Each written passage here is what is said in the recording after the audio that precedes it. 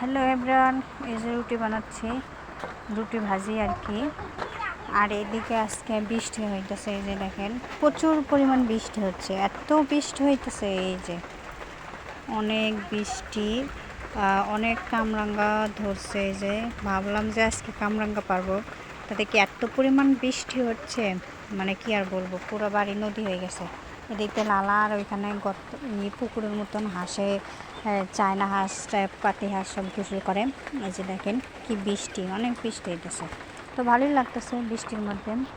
ঝাল ঝাল করে রুটি খাবো, মানে ঝালের ভর্তা বানাবো, আর একটু গোস্তের তরকারি আছে, তো ভাবলাম যে রুটি খাই, রুটি ভাজি, মানে রুটি ভাল লাগে সবসময়।